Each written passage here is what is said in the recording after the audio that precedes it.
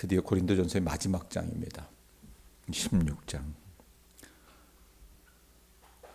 마지막이기 때문에 바울이 고린도전서를 끝맺으면서 몇 가지 지침을 이야기합니다. 오늘 그 중에 두 가지를 볼 텐데, 예루살렘 교회를 위한 연보, 헌금에 대해서 실제적인 지침을 주고 자기 어떤 선교 여행 계획을 알려주면서 권면하고 끝맺는 것이 16장 전체의 내용이에요. 그 중에 오늘은 두 가지를 보시면 좋을 것 같아요. 1절 보세요. 1절. 자, 성도를 위하는 뭐에 관하여는? 연보에 관하여는 내가 갈라디아 교회들에 명한 것 같이 너희도 그렇게 하라. 자, 성도를 위하는 연보에 관하여는 이라는 이 글귀를 보면 이 고린도 교회가 바울에게 자기들이 드린 헌금에 관한 질문을 했던 모양이에요. 그리고 그 질문에 대한 답을 쓴 글이라는 것을 우리가 알 필요가 있습니다. 자, 그런데 1절 다시 봐요. 성도를이라는 표현합니다. 성도를 위하는 연보. 이 성도들은 누구를 말하는가? 고린도 교회 신자들을 말하는가? 그게 아니고요. 예루살렘 교회 성도들을 말합니다. 바울은 예루살렘 교회의 성도들을 위해서 헌금을 모으는 문제에 있어 말씀해 보면 뭐라고 그래요? 성도 그 앞에다가 예루살렘이라고 그냥 붙여보세요. 예루살렘 교회 성도를 위하는 연보에 관하여는 뭐라고 얘기해요? 내가 갈라디아 교회들에게 명한 것 같이 너희도 그렇게 하라. 여러분 조금 이해가 되시려나 모르겠어요. 예루살렘 교회 성도들을 위해서 헌금을 모으는 문제에 있어서 갈라디아 교회에 지시했던 것 같이 고린도 교회도 어떻게 그렇게 하라고 말하는 거예요. 이 말은 예루살렘 교회를 위한 헌금을 고린도 교회에서만 거둔 것이 아니라 이 소아시아의 이방 교회 전체에서 거둔 것으로 보면 될 것 같습니다. 바울은요, 예루살렘 교회를 위한 헌금 모집을 자기 어떤 이방 선교의 한 사역의 일부분으로 봤어요. 그렇기 때문에 고린도에 처음 가서 복음을 선포해서 교회를 설립할 때 우리가 드린 헌금 중에 일부는 예루살렘 교회 성도들을 위해서 드리는 것입니다. 이렇게 말했을 가능성이 높다 그 말입니다.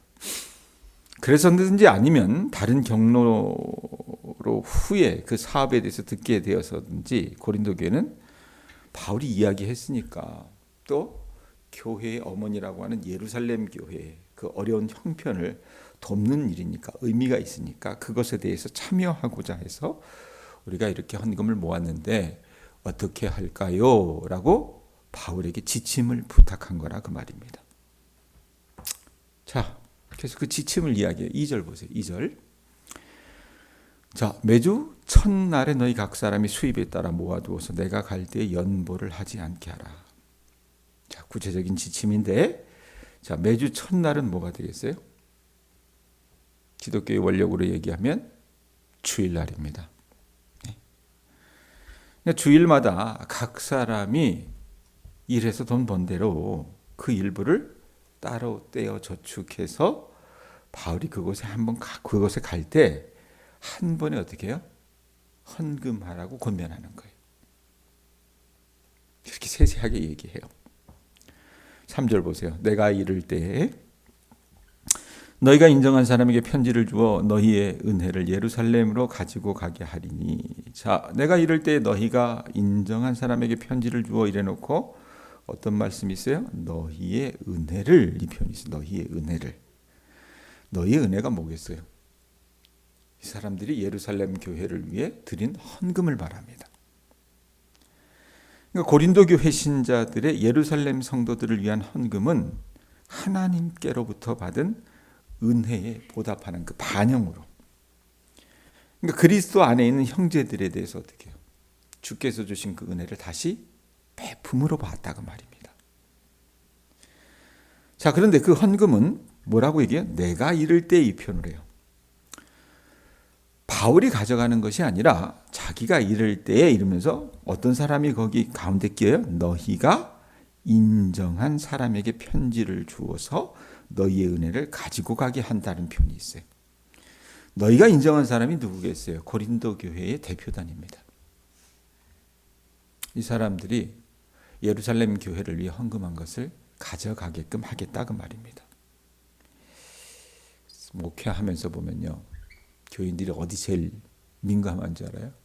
헌금을 어디에 쓰나. 우리 교회도 대부분 연로하신 어른들이기 때문에 재정 보고서를 정리를 꼼꼼하게 해서 드려도 잘 보지는 않으세요. 그런데 목회자가 갖고 있어야 될 철칙 중에 하나가 뭐냐면, 하나님 앞에서 이 교인들이 의심할 만한 소지를 남기지 않는 재정 관리를 해야 되는 그 철칙이 있습니다. 바울이 그걸 했다고 보시면 될 것 같아요. 그래서 자기가 안 가져간다고 얘기하잖아요. 자, 그런데 뒤에다가 하나 덧붙여요. 4절 보세요. 만일 나도 가는 것이 합당하면 그들이 나와 함께 가리라 이래요. 만일이라고 하는 말을 써놨는 거 보니까 바울이 자신이 그 헌금단을 이끌고 갈지 그렇게 하지 않을지 아직 결정하지 못했다는 거예요. 그런데 실제로 어떻게 하냐면, 이렇게 편지를 쓰고 난 후 2년 후에 로마서 15장을 쓸 때 자신이 헌금단을 이끌고 가겠다고 그렇게 의사를 표명합니다. 자, 헌금에 관해서 우리가 봤어요. 대충 정리가 되셨죠? 1절부터 4절이 헌금에 대한 실제적인 지침이라면, 자, 5절에서 12절은 두 가지 내용인데, 자신의 구체적인 선교 여행에 대한 계획, 그것을 밝히고, 그 다음에 뒤에 사역자 나와요. 디모데와 아볼로를 비롯한 이 사역자들에 대해서 말하는 겁니다. 5절 6절 한번 보세요. 내가 마게도냐를 지날 터이니 마게도냐를 지난 후에 너희에게 가서 혹 너희와 함께 머물며 겨울을 지낼 듯도 하니 이는 너희가 나를 내가 갈 곳으로 보내어 주게 하려 함이라. 자, 바울이 어디에서 이 고린도전서라고 하는 이 편지를 썼다 그랬어요? 기억하세요? 에베소에서 썼다 그랬어요. 에베소에서 이 편지를 쓰는데, 이제 자기 여행 계획을 밝혀요. 마게도냐를 지나서 고린도에 가서 고린도 신자들과 함께 겨울을 보낼 것 같다라고 말합니다. 그리고 다음 행선지는 아직 결정되지 않았어요. 예루살렘이면 자신이 친히 그 헌금단을 인솔할 것이지만, 바울은 어디로 가고 싶어 했냐면 예루살렘보다는 로마로 가기를 열망했어요. 그러므로 이 고린도전서를 쓰고 있는 시점에서 그는 로마로 갈 가능성을 열어놓고 있었던 것 같아요. 그 열망이 컸기 때문에. 자, 하여간 5절 6절이 말하는 내용은 뭐냐면, 다음 여정에 고린도 교회 신자들이 그의 선교 사역에 도움을 줄 것을 요청하는 거라고 말입니다. 7절 보세요. 이제는 지나는 길에 너희 보기를 원하지 아니하노니. 자, 이는 뭐라고 써 있어요? 여기 보면 만일 주께서 뭐 하시면? 허락하시면 얼마 동안 너희와 함께 머물기를 바람이라 이 표현을 합니다. 자, 고린도 교회 신자들과 함께 겨울을 나기를 원하는 것은 말하는 게 뭐냐면 7절 앞에 봐요. 7절 앞에 이제는 지나는 길에 너희를 보기를 원치 않는다. 이 말은 뭡니까? 잠깐 들려서 며칠 얼굴 보고 그렇게 회후하는 것이 아니라 뭐라고 얘기해요? 만일 주께서 허락하시면 이러면서, 자, 기간이 나옵니다. 뭐라고 얘기합니까? 얼마 동안이라고 하잖아요. 얼마 동안. 이건 뭡니까? 짧게 그들을 보는 것이 아니라 좀 시간을 두고 그들과 영적으로 교제하기를 원한다는 얘기를 합니다. 그런데 그것도 바울의 희망사항이에요. 그거 누가 허락하셔야 돼요? 다시 봐요. 7절 중간에 뭐라고 했어요? 아까 제가 여러분들 보고 콕 집어서 얘기해도 뭡니까? 만일 주께서 허락하실 때 그렇게 하고 싶다는 겁니다. 만일 주께서 허락하시면. 8절입니다. 내가 오순절까지 에베소에 머물려 함은, 자, 5절에서도 말한 바와 같이 바울은 지금 어디서 편지를 쓰고 있다 그랬어요? 고린도 계신 자들을 향해서 에베소에서 편지 쓰고 있었다 그랬잖아요. 자, 그런데 그 에베소에 어느 때까지 머문다 그랬어요? 오순절까지 머물겠다 그래요. 오순절까지. 예? 여러분, 오순절은 6월절 후에, 이 순이라고 하는 게 열이잖아요. 10이라고 하는 뜻이잖아요. 그러니까 오순이면 뭡니까? 50일이에요. 그러니까 6월절 후에 50일째 되는 날로 축제이기도 하고, 또 처지삭의 단을 바친 이후 7주간 후의 날에 있는 밀추수의 잔치이기도 했습니다. 그러니까 바울은 이 추후 55년 봄, 그러니까 6월절, 부활절 무렵에 이 편지를 쓰고 있었고, 오순절을 그가 세고는 에베소를 떠나 마게도냐를 거쳐서 고린도에 도착해서 그곳에서 겨울을 보내려고 계획하고 있었던 것 같아요. 그걸 지금 이야기하는 자기 여행 일정에 대해서. 자, 그런데 9절에 뭐라고 얘기합니까? 내게 광대하고 유효한 문이 열렸으나 뭐가 많대요? 대적하는 자가 많음이라. 자, 바울이 에베소에서 좀 더 머무르고자 했던 이유는 뭐냐? 그곳에 광대하고 유효한 문이 열렸대. 뭔 광대하고 유효한 문이 열렸어요? 바울은 복음 전하는 사도였잖아요. 그러니까 전도의 문이 활짝 열려 있어서 전도의 효과가 크게 일어나고 있었던 것 같아요. 그런데 뭐라고 얘기합니까? 광대하고 유효한 문이 열렸으나, 그래놓고 뭐라 그래요? 뭐가 많대요? 대적하는 자가 많음이라. 자, 은혜가 많은 곳에 여러분 뭐예요? 사탄의 역사도 심해요. 우리 동양교회 모르겠어요.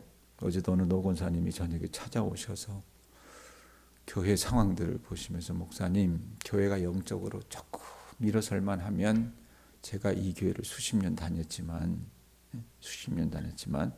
사탄이 꼭 그렇게 해집거려나요? 이 얘기를 하더라고요. 바울도 마찬가지였던 것 같아요. 복음을 전해서 전도의 문이 열렸고 그 효과가 나타나고 있었는데 사탄이 그거 못 보잖아요. 그래서 이 반대하는 준동 세력들이 아주 기승을 부리고 있었던 거라고 보시면 될 것 같아요. 자, 여기까지가 자기 여행 일정에 대해서, 여행 계획에 대해서 이야기하고, 그 다음에 2명의 사역자들에 대해서 바울이 추천하는 내용입니다. 그 중에 하나가 10절에 보면 누구예요? 10절, 11절에 디모데입니다. 디모데. 자, 눈이 따라가지고 있어요. 10절, 11절. 디모데가 이르거든 너희는 조심하여 그로 두려움 없이 너희 가운데 있게 하라. 이는 그도 나와 같이 주의 일을 힘쓰는 자임이라. 그러므로 누구든지 그를 멸시하지 말고 평안히 보내어 내게로 오게 하라. 나는 그가 형제들과 함께 오기를 기다리노라. 자, 바울이 이 디모데를 자기 사자로 삼아서 이 고린도 전서로 가는 편지를 그의 손에 주어서 보내는 거예요. 보내는 거라 그 말입니다. 보내면서 주의 일에 있어서 디모데를 어떻게 생각하냐면 자기 동역자로 추천을 하는 겁니다. 자, 그런데 바울이 뭐라고 얘기해요? 10절 다시 봐요. 디모데가 이르거든 너희는 조심하여 그로 두려움 없이 너희 가운데 있게 하라는 표현을 해요. 그로 두려움 없이 너희 가운데 있게 하라. 여러분, 왜 이 말을 하겠습니까? 좀 잘 보살펴 달라고 얘기하는 거예요. 또 이 사람이 나이가 어렸어요. 나이가 어리다고 아무도 멸시하지 말라고. 그리고 평안히 돌아올 수 있도록 해달라고 이 사람의 선생으로서 부탁하고 있는 거라고 말입니다.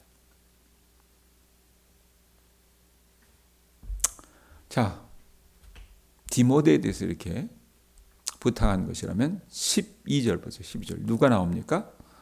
형제 아볼로에 대하여.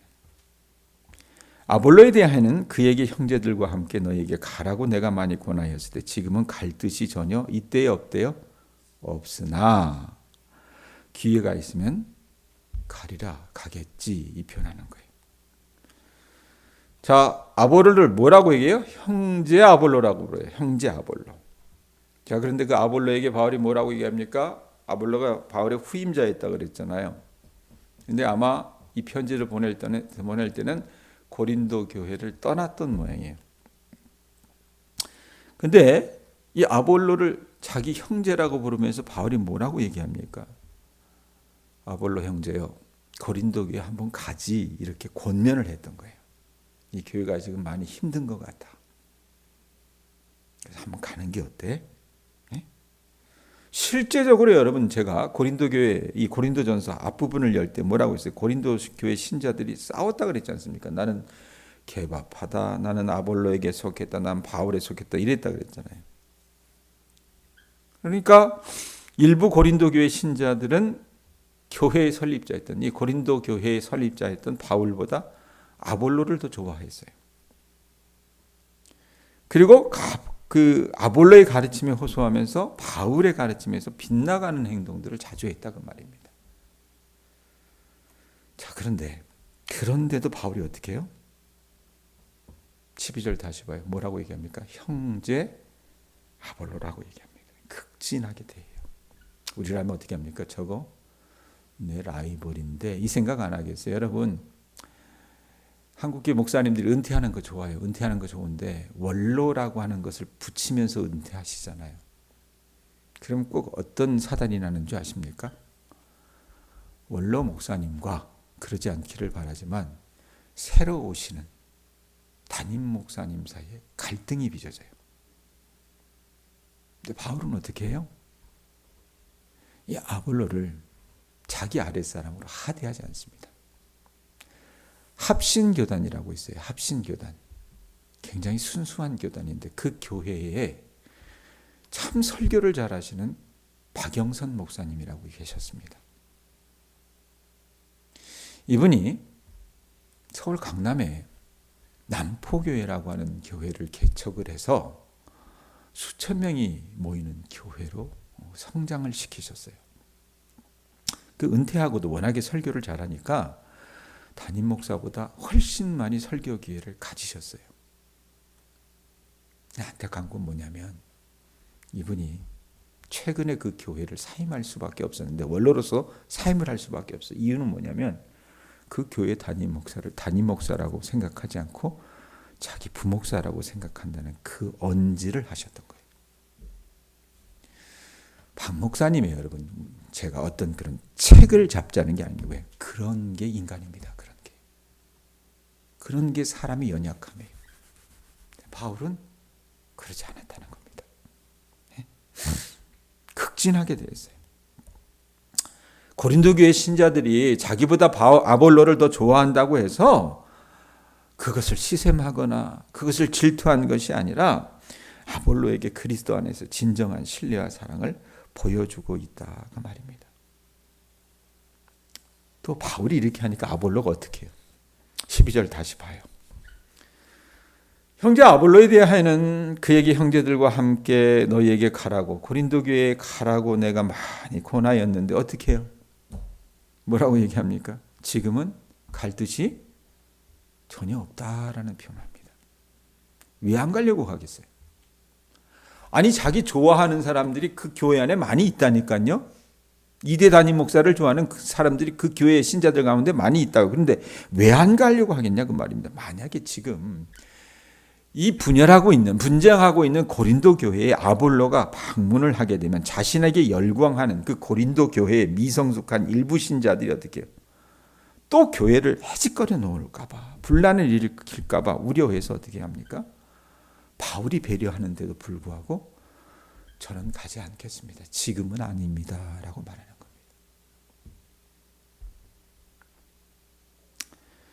여러분, 우리가 여기서 이 아볼로라고 하는 인물이 바울의 어떤 그 선한 의도에 같은 선한 의도로 화답하면서 자기 영광이 아니라 오로지 교회의 안녕을 위하는 성숙한 지도자의 모습을 우리가 살필 수 있지 않을까 싶습니다. 정리합니다. 말씀 어때요, 여러분? 오늘 마지막 끝마치는 그 내용이긴 하지만 바울이나 아볼로나 자기를 드러내려 하지 않았습니다. 언젠가 제가 말씀드렸죠. 우리 교회는 누구의 교회예요? 최 목사의 교회예요? 여기 오래 있었던 어느 교인들의 교회입니까? 누구의 교회예요? 하나님의 교회입니다. 최 목사도 우리 교인들도 어떻게 해요? 하나님께서 쓰시는 그런 도구에 불과하다고 말입니다. 그렇다면 우리 교인들이 오늘 한날을 살아나가실 때에 주님이 허락하시면 또 나를 드러내는 것이 아니라 무엇이 가장 이 하나님의 몸이라고 하는 이 교회 공동체에 유익한 것인지 생각을 하시면서 가능한 한 화평을 도모하고 가능한 한 교회의 유익을 위하는 일에 힘써 주실 수 있는 우리 교우들 되실 수 있기를 부탁드립니다. 기도하겠습니다.